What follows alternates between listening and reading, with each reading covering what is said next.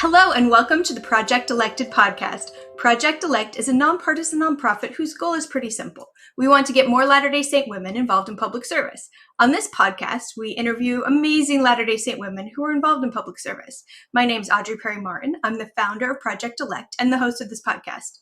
I am so excited today to be interviewing Kristin Andrus. She is a little different than our usual guests because she is not an elected official, but she has been involved in so many things, made a big difference in public policy arena.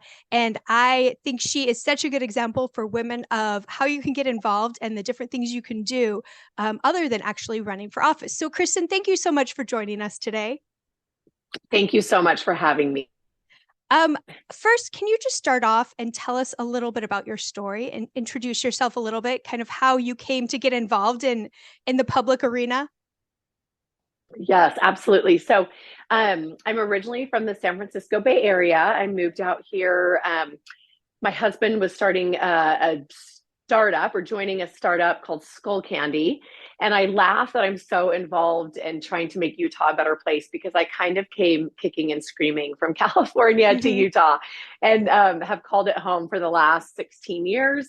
And I just have grown to love it and embrace it. And, we had some successful outcomes as a family with my husband's businesses and going public and a couple of different things. And instead of kind of like this feeling of elation and, oh my gosh, should we buy a house or a car? I actually felt this really, really heavy weight of responsibility and of, where much is given, much is required. And it was very clear to me that our family had a lot required of us. And so I remember one day, like one of the deals closed and instead of, let's go to a fancy dinner, I was like, Jeremy, let's go get groceries and let's go down to the VOA Youth Resource Center and serve dinner. And so we got our kids out of school and we did that. And that's just kind of the path that we've chosen ever since. And so I would say in the beginning, I was, really found a lot of joy and fulfillment and kind of boots on the ground. And I'd say I still do. Boots on the ground, helping out, like, do you need food? Here's food. You need a school backpack? Here's a school backpack. And really, mentoring families, refugee families, and understanding what food stamps, what does that mean? Understanding Section 8 housing, understanding intergenerational poverty, and like really sitting on the floor with friends that I got to know and help and love. And which kind of got me into this realm of learning about period poverty. And what's neat about understanding what was going on with, not having access to period products was, you could really trace it all back to on a Wednesday afternoon, I signed up to volunteer with my kids at Kids Eat. It's just a program that does weekend, food bags. And it's a place I could bring my kids. And it was really important that at least once a month we were out serving the community. And so if you look at like the 10 different things that fell into place after that, I ended up at a middle school, still kind of connected with that Kids Eat, but I kept kind of leaning in on different projects. And one of the social workers said, this is great, Thanksgiving dinners are needed, but what I really need are pads and tampons for my girls. And I'm like, wait, what? I had no idea that girls didn't have access to period products. And so I called my friend and neighbor, Emily McCormick, and I knew she had been working on overturning the tampon tax for many years. And she's like, yes, this is a problem. And so I partnered with the Utah Food Bank.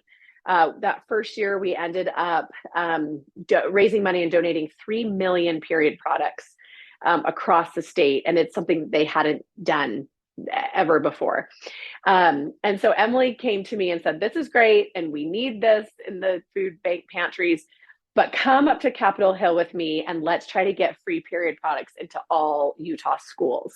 And that's sustainable. And that's something that can really change our state. And so kind of begrudgingly, I was like, okay, I'll come with you because I, know the Speaker of the House, but I'm not into policy, not my thing. And so I went up with her and he said, yes. And the ball, just this incredible momentum happened. And I thought, oh my gosh, if I could spend the next year on this, like imagine what I could do is statewide, truly being able to scale this. So that was my first entree into politics or, issues that have a statewide reach. That's incredible. I love how you said earlier, where much is given, much is expected, and that you really took that to heart, and you're getting your kids out there and your family out there and serving all the time, and that's how you kind of learn about problems, because if you're not in the community, you don't really know, what people need. We can get in a bubble. So, kudos to you for really being out there and figuring out this was a big problem and Thank jumping right you. in. I love that story. Um, so tell me kind of what you did at Policy Project with the period project. I know you guys were really successful, so I'd love to hear kind of the timeline and the story of how it went up at the legislature and what you were able to do. Yeah, it was really an incredible story. And how I'll start is it was a group of, 3 or 4 stay-at-home moms, sitting around a well-loved kitchen table in Salt Lake City and a BYU law student. And so Mary Catherine Perry is our head of government relations, and she has worked for the legislature before with ledge research before she had kids. Emily McCormick had been working on, overturning the tampon tax. So, and I had no idea. I knew nothing about policy, but I knew about philanthropy. I knew about the need. I had a big network on Instagram. So we all kind of brought really unique things to the table, although we had never done this before. And so we found a problem, and it was we call it kind of like a silent need. And so one thing that really helped us in our success, I would say, is that it didn't have any baggage. If you deal with homelessness, intergenerational poverty, LGBTQ issues, like whatever it is, there's a lot of baggage and history with, political, with legislation and things like that. We came across something that had no history. And so that helped us. We also came across a silent need that was just not talked about. It was kind of still kind of had that shame and stigma, even in 2022 in the United States, which is crazy. But it also was personal to every single woman or girl. They knew exactly what we were talking about, and we brought this issue to the surface where not many of us knew that 5 houses down and 5 seats away, kids and women did not have access to period products. That just didn't even cross. So we were highlighting a problem that once you know about it, you're like, well, of course it's expensive. And there wasn't a lot of baggage. So the speaker was really, really helpful in supporting us. He made it a priority for him. We had a good relationship with him personally, and Emily had been working, with him on the Hill on a couple of different things. So those personal relationships that we had, and then that Mary Catherine Perry brought to the table. Her husband works at the Hinckley Institute of Politics. So he had a lot of relationships. And so really working on those, helping people understand, what we were doing. One thing that was really important to us is that we kept it positive. So we were helping families engage in the political process in a very positive way. I remember when we talked about doing a rally, and everyone's like, oh, no, you don't want to do a rally up at the Capitol, a bunch of angry women. And we're like, oh, no, this is going to be pink, and it's going to be a party, and we're going to have a DJ, and it's going to be, really positive. And so we also turn that in schools where we're trying to find a positive way for these families to engage with their schools in a positive way with the Utah Period Project. So that was exactly a year ago. It was the session last year, and we went up, we toured the state. We did period parties. We literally turned periods into parties, and we went from Logan to St. George. We went to tons of schools. We delivered product. We got hundreds of student ambassadors involved. They signed themselves up to advocate in their school for period products, which is still helping us today because they're now reporting back, if their school isn't keeping up on product and all that stuff. So we just engage the community. And where the magic lies, I'd say, for the Policy Project and for what we do is not just our work, but it's bringing others along with us.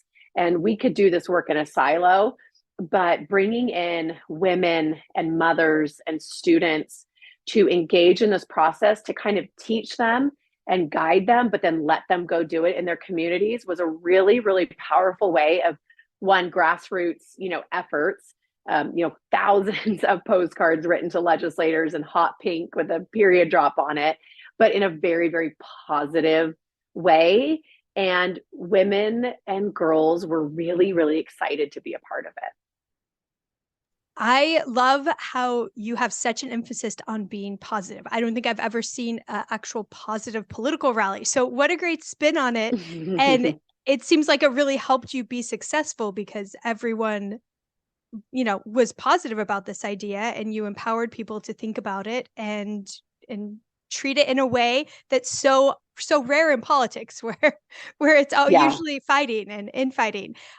Did you face much opposition in this? I mean, what obstacles did you have to overcome when you were doing this? I'll tell you honestly, we didn't. We just didn't. Now this year we've moved on to the Teen Center project, and there's been more obstacles. But some of those things that I noted that it was no one had worked on this legislation before, putting free. So the legislation was HB 162, and that was putting free period products into all Utah charter and public elementary schools, middle schools, and high schools K through 12 in all girls and unisex restrooms. And I think they actually ended up adding faculty bathrooms as well. So that was the legislation. I think we went so hard and fast and furious and started talking about periods in a way that kind of dumbfounded everyone. It almost felt like they didn't know what to do with us. We were also kind of a new group. I like to say we were rethinking normal, right? We were rethinking the way that lobbying had been done. We were rethinking the way that you meet and bring in legislators. We were bringing, hundreds of students statewide. We didn't do it in the way that it had always been done. And we kept it positive. It was nonpartisan. And so we passed every committee and every house, and the Senate unanimously. I mean, maybe in the Tribune on an article, there was some negative commentary, but I have to say, I think it was just kind of like people did not know what to do with us. And it was kind of those things like on the way up, everybody loves you. And then you kind of start dealing with, now we're dealing with, teen homelessness and poverty in schools. And so now we're getting a lot more, a lot more pushback on things, but it's rare that you can find a silent need that no one's been talking about, that half of the population understands, that touches and affects, 365,000 students across the state. And you make a reasonable, logical argument. It's just like toilet paper. We do hand soap and toilet paper. And then as we talk to the men, it's like, so if you had a bloody nose during this committee hearing, would you just sit here and let the blood gush out of your nose, or would you have to go take care of it? And as Lieutenant Governor Henderson said we had a event with the governor the other day, she said, I missed so many votes because of my period over the 8 years that I was a senator. And that is like, you can't not unhear that, right? And so I will say we will never, ever, ever be faced with such little pushback. And I think this year it was much more normal in feeling what it's actually like to be up on Capitol Hill and kind of fighting the good fight. So tell me a little bit about these teen centers that you're working on now. That sounds really cool, but it sounds like it's a little harder. Yeah, absolutely. It is. So because we have such a great relationship with the Speaker of the House, we, went to him at the beginning of the session, and we had we thought, great ideas for him. And he said, let's stick in K through 12. You guys are nailing it with these students. What is going on with our teens? How can we help our teens? We have a big budget surplus. How to go out and let's find out how we can use this one-time money, this $2 billion surplus, to go back to our schools and to help our teens, whether it's mental health or all of these different things. So we went out and we talked to hundreds of counselors and principals and you name it, right? And it was very clear that yes, mental health we're in crisis mode in mental health, but the physiological needs of our kids is, as one, foundation director said, like in crisis level. Like this is like it's never been before. And so we know that 1 in 50, we now know, and we're talking about and trying to highlight the problem of 1 in 50 of our kids are considered homeless. They're considered, that they don't know where they're sleeping tonight. That's 1 in 50. We know that 1 out of 3 of our students are deemed financially not able to pay for their own lunch. And so they're on the free and reduced lunch program. And we see that that's a 34% increase over the last 2 years. And so we went back and said, we need showers, we need laundry, we need food, we need mental health for these teens. And I will say the speaker really wanted to focus on teens. And so we started out in high schools, and we had seen these incredible teen centers in Davis County and at Hillcrest High School, and the first one out of East in Salt Lake District, really taking care of the basic needs. Because when we went out and spoke to all of these teachers and principals, they would look at us and say, Kristin, I cannot teach a hungry kid, or these kids come and they, and we're down in, we really traverse the state, we're in rural Utah, and they're like, the kids come and they fall asleep because this is the only safe place they have in the world. We heard this horrific story of these kids who got themselves ready, 5 kids, and they walked to school. This is in Richfield, and they said, we think our mom died. And they sent someone, their mom had overdosed on the couch. And where did they go? They went to school. Like, that's all they know, the way they went to school. It is the safe haven. And like it or not, it's kind of that catch-all for these kids and taking care of that. And so it was very, very clear that we need to meet the kids where they're at, or where we want them, and that's in school, and that we have access to this one-time funds. And we've seen these incredible teen centers, which is a place-based innovative solution, because you're retrofitting existing space inside a high school. And so it will look very different in every single high school, but we will now be able to allocate a grant for probably about 70 high schools with a $250,000 to $300,000 grant to retrofit a classroom or 2 classrooms or a computer lab, and have a trusted adult that can really connect these kids to outside resources, because we know that they don't have transportation to go all over the place. They can have access to a shower, laundry, food, mental health, kind of that wellness room idea, and then graduation and FAFSA forms, and just all of these things to try to get these kids so that when they enter the classroom, they're ready to learn. We cannot put the burden on our teachers. Our teachers are doing, a lot, and we can't expect that of them. And so it was incredible. This happened, I think we went, less than 6 months ago to the speaker, and we've gone across the state, and we just were appropriated $15 million from the legislature. And then with the public-private partnership, we raised $3 million. So we have $18 million to be able to put back into high schools to do these incredible teen centers to take care of our kids.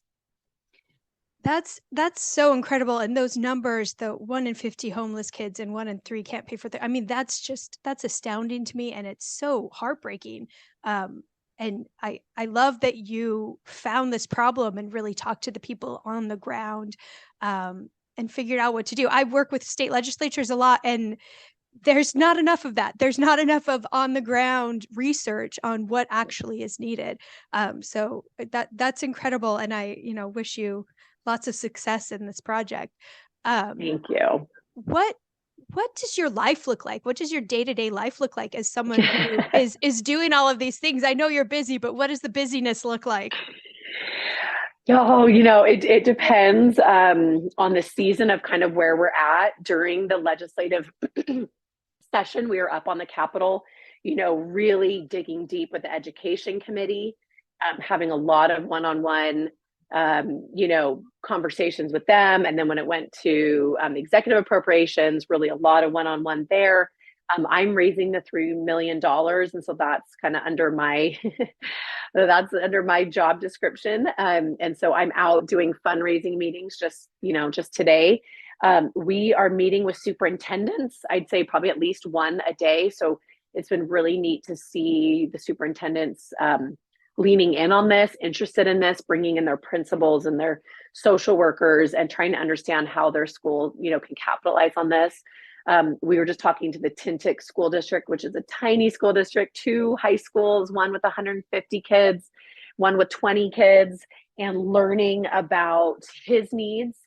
And it's been really important for us to dig deep locally. And that means, locally in Tooele, locally in Logan, locally in Cache, because, the migrant population in Logan is its own thing. And then, Richfield and the opioid epidemic is its own thing. And so every town and city has its own issues and problems, and us learning about that, doing a lot of listening. I'd say we're not subject matter experts. And we, that is our job description, is we are here to shine a spotlight on a problem. We're here to fundraise to get money for it. But then we are going to bring in experts, in homelessness, in intergenerational poverty, in addiction, like all, LGBTQ and refugees, and bring in the experts who can then help us do this the very best we can in schools. And so we have an incredible advisory committee who are those experts that we lean on, that we meet with. I'd say I'm always coming from a place of yes. I just did a podcast actually on my Instagram channel just a couple hours before this with actually Dr. Finlayson Fife, who is, sexuality coach and marriage coach. And I always say that empowerment does not confine itself to categories. And so as I'm empowering myself in reading, in improving my marriage, I have 6 kids, so I, lean in heavy there. Like in whatever way I'm empowering myself, it helps me in all areas of my life. And we have a lot of fun too. The joy, it's a tough subject. And the stories that we hear on a day in and day out basis they're truly gut wrenching. But the joy that we find is coming together, finding a solution, bringing others along with us, and watching women using their voices for the first time is just an incredible thing to behold. That's amazing. And kind of tying in that, why do you think it is important for women to speak up about issues? And especially I think LDS women, because that's kind of our focus. Why is it important, and how can they get started with that? Oh, that's a really great question. It is of the utmost importance. I'll tie it back to talking to Dr. Finlayson Fife, who talked about, using your voice, making sure that your cup is full, ensuring that you're 100% and you're not trying to get that from your children or from your spouse or from others. But when we can have that confidence, when we can empower ourselves in different ways, maybe that's moving our body, maybe that's starting a book club, like in small ways throughout your life, standing up for yourself, maybe it's standing up for your kids, and then maybe slowly it starts trickling out into other areas, because empowerment does not confine itself to categories. And so I think we need to invest in ourselves. I'm a huge believer in delegating what you can and showing up for the things that you have to. I'm also a big believer. I don't work, full time, but I don't get paid for anything, but I do a lot outside of the home. And so when I come home, I pick my kids up from school, I am full. I feel satisfied. I've done things for others and I've done things for myself. And then I come back as a better mother.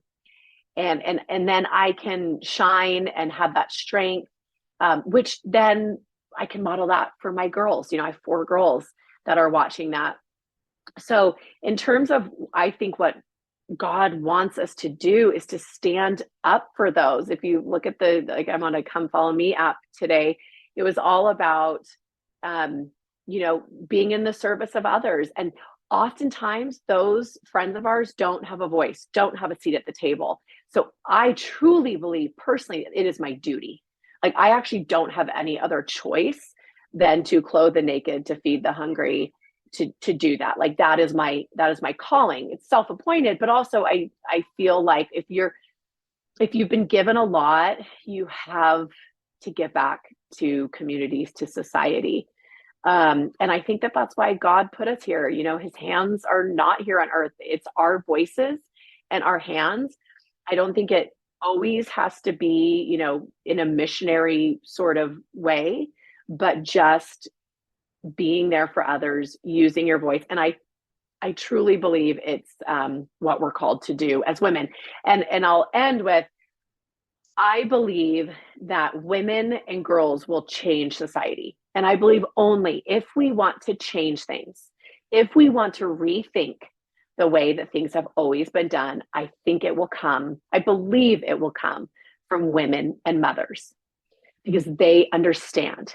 Like you said, they are the boots on the ground. They are the ones in the home or outside the home. They are the ones that understand better than anyone else. And it is doing our community, it is doing Heavenly Father and a disservice to not be out there and using your power, your influence, whatever you have, for the good of others.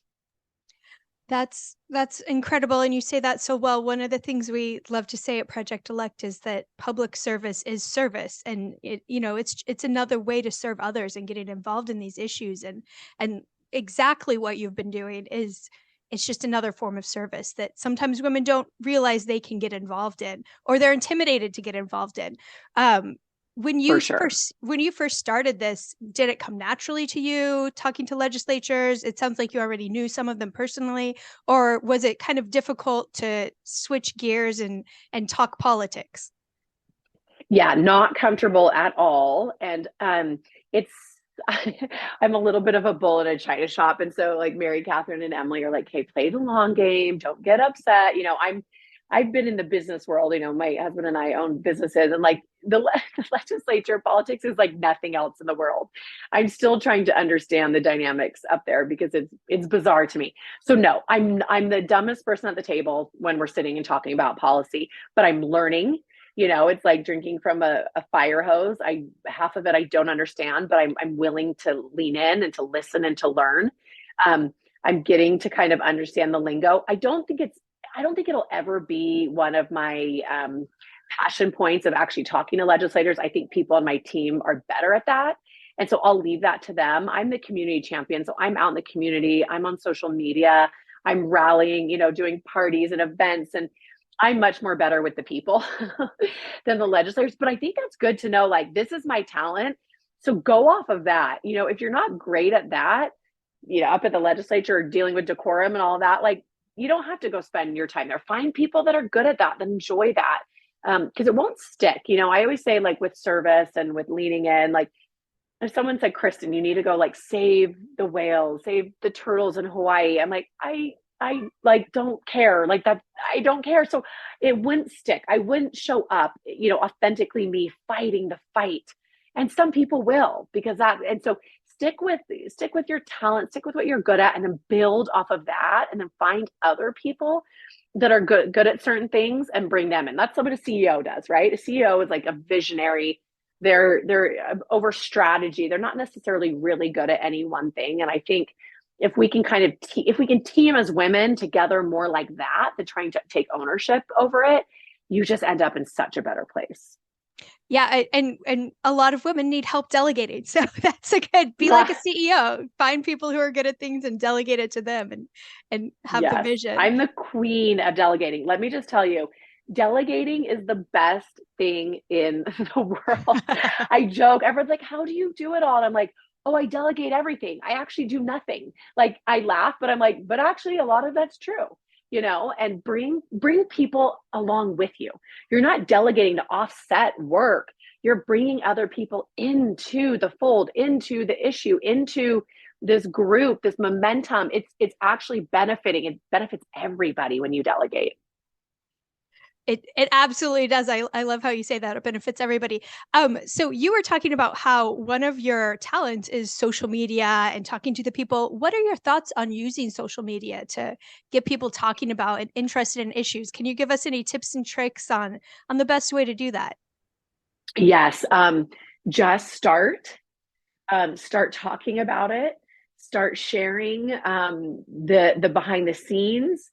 Start sharing the wins, share the losses, share the journey. I'm big on saying that the journey is the destination. So it's never the win on periods or the win on teen centers, because the next day you wake up and it's like, oh my gosh, now we have to implement these teen centers. It never ends and it keeps going. And so taking others along with you on the journey, And them realizing like, wait, a year ago, Kristin never talked about policy. What is she doing up at the Capitol? Well, I'm making it up, but I'm showing up and I'm leaning in, and social media is a funny thing. And often I've kind of asked like, up to heaven, like, should I be doing this? Do I have to be doing this? And really there were two answers. Like, you can't let people's stories stop with you. So share people's stories. If you're in situations where you're learning about issues or problems or things or people's stories, share those stories so that what you're learning, what you're gaining, the wisdom, the knowledge, the education doesn't stop with you. And then bring others along with you on the journey, because the other half of that is that I feel that my job is to show women, to model to women how to be brave and bold in your life and give them the permission to do that.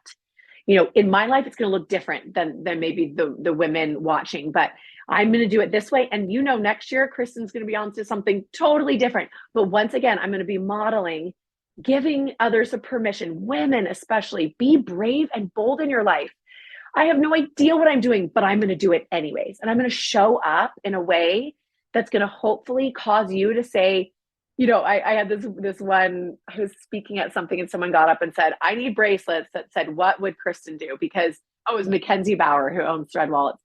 And she said, I'm often in situations and I think of Kristin with all this confidence, all of this stuff, and she just does it anyways. And I'm like, what would Kristin do right now?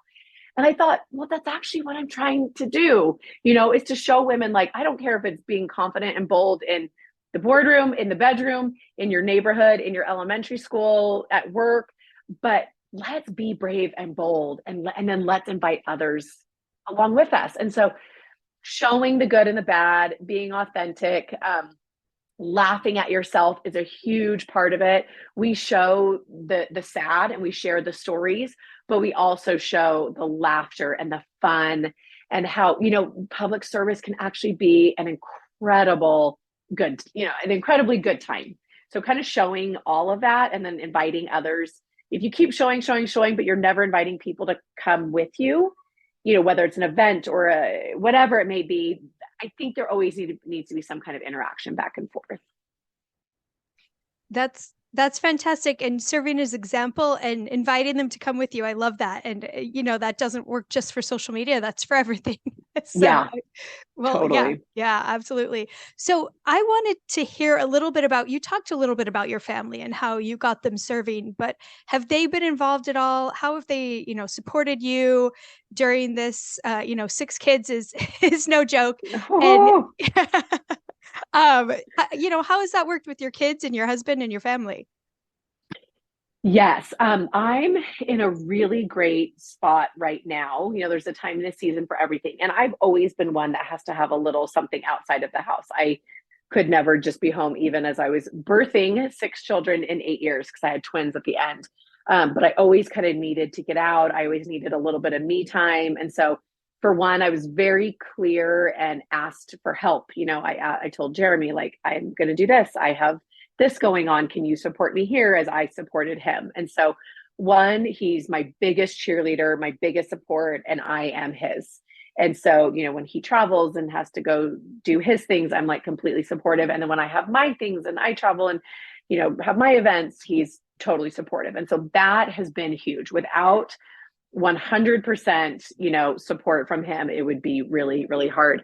And then with my kids, now that I have kind of this 8 to 3 o'clock time when they're in school, I try to do most of it during then, and I am able to do a lot, but then there's a lot of missed pickups and early drop-offs, and I can't be there for this because, of the session and just different important events. And so how I would say it is this: when we got this news of the $18 million for teen centers, which was just massive, it was just absolutely unbelievable and a huge, huge win for us. The news came through at midnight on Friday night, and on Saturday morning, I was in the Provo Marriott at a dance convention with one of my daughters, and I'm just like bawling in the lobby because I'm just overwhelmed. And the first thought, of course, is my family. And so I send, group text to my kids, who are 15 down to 7. Obviously not all have phones. And I said, you guys, we did it. Look what we were able to do. I said, thank you for allowing me to help these kids who may not have the support that you do. Thank you for giving me the bandwidth and the freedom for the late drop-offs, the early morning, like whatever it was, like all of the things that I missed so that we could help thousands of kids across Utah. Thank you for supporting me, as your mom. But it was this group effort. And it made me cry even more because I thought it was worth it. Kids sacrificing for a mom is awesome. It is such, I believe, in my humble opinion, it is so important for them to see me as a woman, as an advocate, hearing these stories, helping. And I said, you guys set up, you guys loaded cars, you showed up to events, you helped clean up, you helped sweep, I named all the things. I said, you guys did this. Like this was a team effort. And so for them to see these huge wins that their mom was a part of, to me, more than makes up for the lack of when I wasn't there. And of course, there's always a yin and a yang, and it goes back and forth. But I thought it was worth it. It was absolutely worth it. The time that I had to take away from them to do this, because it was a group effort, and they will never forget this last 2 years. They'll never forget it. Well, and I love how you made your success their success too, and told them, Yeah. We did it, we did this, and they're a part of it and a part of something big. And what a great, experience and opportunity for kids to feel like that they've made a difference. Yeah. That's something, they'll never forget that. That's incredible. I love it. Okay, we're running out of time, but I wanted to ask you if you've ever considered running for office yourself, or are you more, doing what you want to do and that you're good? I have been asked by different people if I would consider it. Right now, I would not. I love the philanthropy. So this is part of what I do, but I also do a lot of other stuff with refugees, with other groups across the state, and I love that work. We have like a family foundation, and so that's a really big piece of my life as well. So I would say no at this point. Never say never. But right now, I find a lot of joy in what I'm doing. I find the legislature frustrating up there, and I know that means I should go up there and try to change it. So I'd say the answer is no right now, but I'll always leave the door open, which is the first time I've ever said that. So, well, good. Thank you for saying that on our podcast. Well, I like the never say never, because there are always seasons, but I also, think what you're doing is so incredible that, if this is where your talents lie, then this is where your talents lie. But I do think you could be, make some great differences in the legislature too. So I'm sure you'll do great things, whatever you end up doing long term. Well, I appreciate you so much coming on this podcast. We always like to end and asking you to give an invitation to our listeners to, how they can become involved, or a step they could take.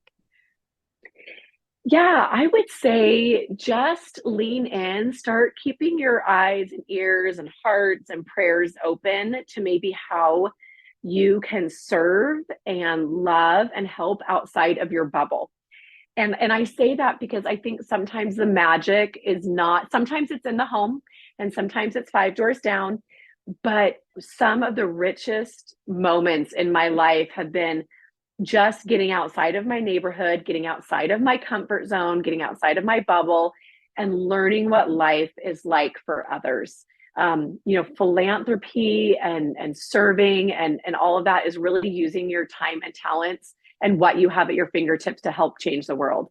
And so I think asking what makes me uniquely you, what makes me uniquely me, how can I help? How are my hands and heart and service needed? And maybe the answer is inside your home right now, but I'm always trying to push women to be a little bit uncomfortable, to like sign up, show up, and then go back.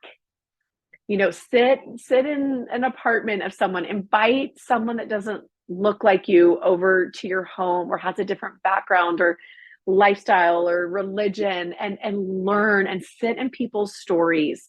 And the more that you do that, you won't stop doing it, because it just makes your life so rich and beautiful. So get uncomfortable, sign up, show up, and invite. Well, thank you. That's an amazing invitation. And I would definitely echo that.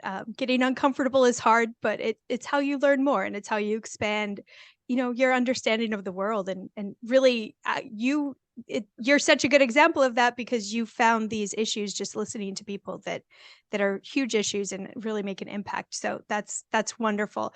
Well, thank you so much for coming on today. I've really enjoyed talking to you, and hopefully we can talk again.